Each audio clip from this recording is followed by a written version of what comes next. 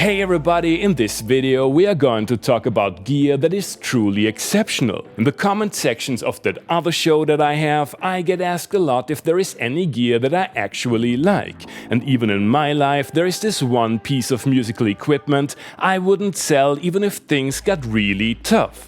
This piece of gear is my trusty old Roland Space Echo RE201. Not only because it is a Space Echo and we all know that Space Echoes are totally awesome, but also because it is a piece of family history. As some of you might know, the RE201 was not the first tape delay. Documented use of the technique itself dates back to 1945, and like almost every big step in mid-20th century music technology, it was done by the one and only Les Paul. Yes, the Les Paul. Every Friday night, this guy Lloyd and I would sit in a saloon and watch the fights on TV. And one time he asked me to explain what I was after in terms of echo. And when I said, like a guy shouting hello in the Alps and hearing it come back to him multiple times, he said, "You mean like if we put a playback head behind the record head?"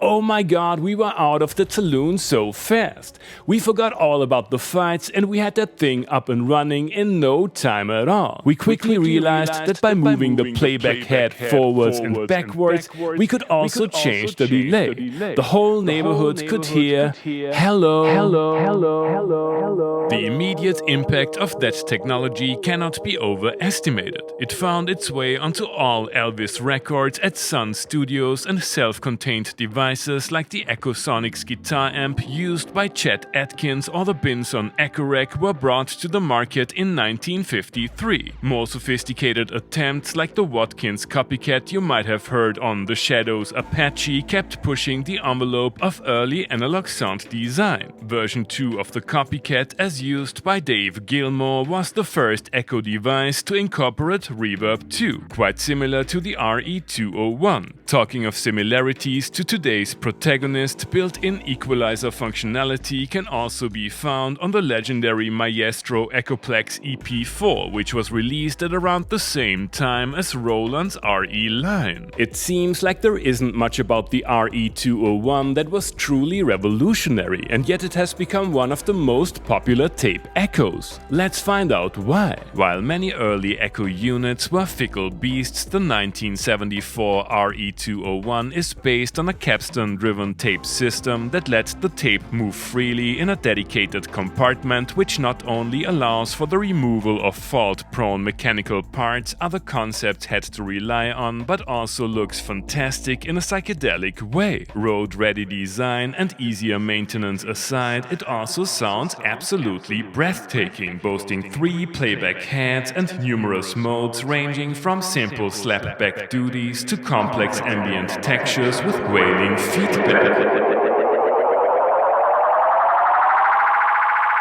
Although it might sound like blasphemy, there are more advanced tape echoes out there, so I asked myself why, regardless of the emotional attachment we are going to talk about in a minute, the Space Echo has that special place in music tech history. In my experience, it just hits the sweet spot between behaving like a living and breathing instrument while also being a professional tool that doesn't hold you back.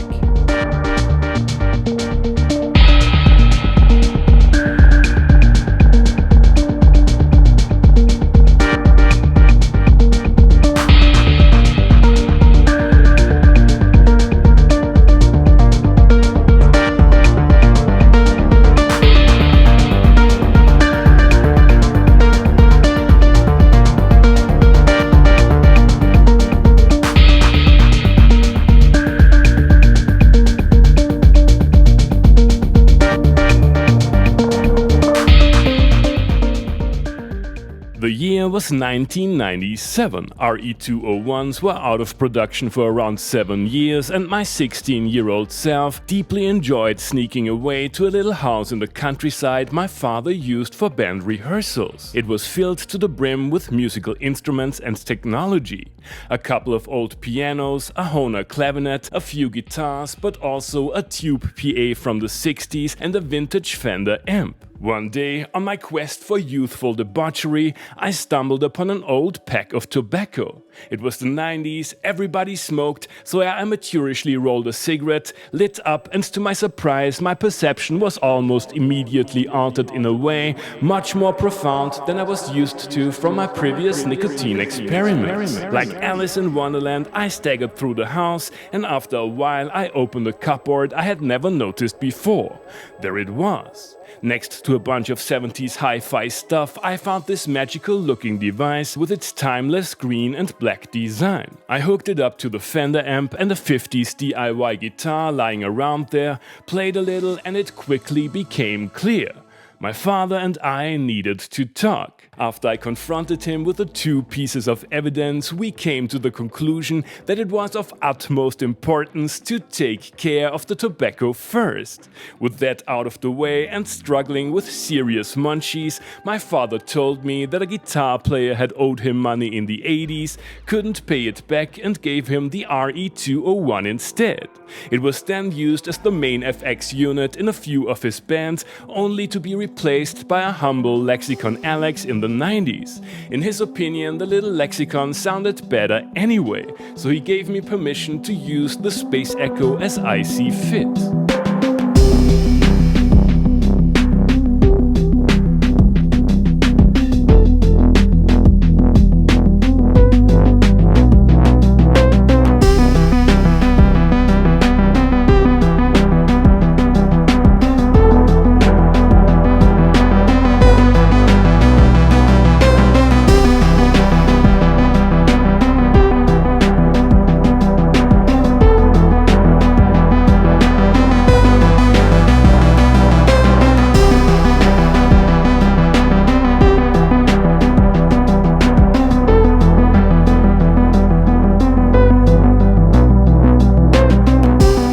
As you might have realized, my father, who everybody including me called Butz, was not just a dad, but also a friend, a mentor and a partner in crime for all kinds of artistic and non-artistic endeavors. Sadly, he passed away in 2016, and while it's great to have this beautiful sounding memento, I would happily trade it for only one more evening hanging out with him.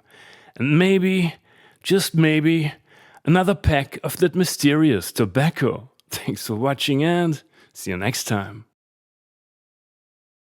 Hey everybody, presumably I'm not the only one who has a story about multi-generational gear collections. Feel free to leave yours down below, and while you're at it, please do the usual YouTube stuff, like, subscribe, become a patron and use one of the links in case you're going on a Delay FX shopping spree.